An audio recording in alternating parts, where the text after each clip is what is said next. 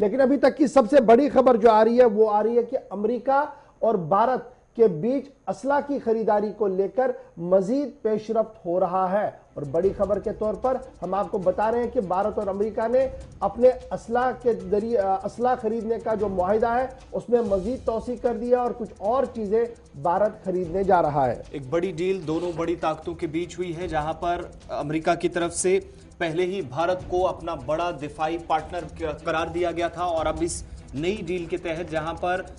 $90 million की फौजी साजो सामान को भारत को देने के लिए अमेरिका ने बाज़ाब्ता मंजूरी दे दी है और डील से खित्ते के अमन और इस्तेकाम को कोई खतरा नहीं है, जो अमेरिका की तरफ से कहा गया है। वहीं इससे पहले साल 2016 में भी और उसके बाद मुसलसल जो बयानात आ रहे ट्रंप एडमिनिस्ट्रेशन की तरफ से भी आते रहे और अमेरिका की तरफ से कहा जाता रहा कि दोनों बड़ी ताकतें जो हैं वो स्ट्रेटेजिक पार्टनरशिप बहुत जबरदस्त है, मेजर डिफेंस पार्टनर दोनों हैं और भारत का खासतौर से भारत को लेन देन के मामले में जो हथियार फौजी साजो सामान भारत को दिए गए हैं, इससे कबल 2 से 3 मरतबा अमेरिका की तरफ से इस बात का जिक्र किया गया कि भारत उनका एक बड़ा पार्टनर है, खासतौर से मेजर डिफेंस पार्टनर, और उसके बाद ये एक बड़ी डील हुई है। लेकिन अमेरिका की तरफ से पेंटागन ने खासतौर से साफ कर दिया है कि इस डील से किसी तरह का कोई खतरा नहीं, ये उस डील का एक हिस्सा है जिसके तहत साल 2017 और 18 में भी पेशरफ्त हुई थी और खारजा पॉलिसी का एक बड़ा हिस्सा है। साल 2016 में अमेरिका की तरफ से इस बात का ऐलान किया गया था कि भारत एक मेजर डिफेंस पार्टनर है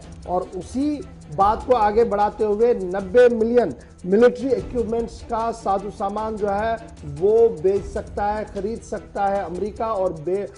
भारत के लिए वो दिया जा सकता है। C-130J super Hercules military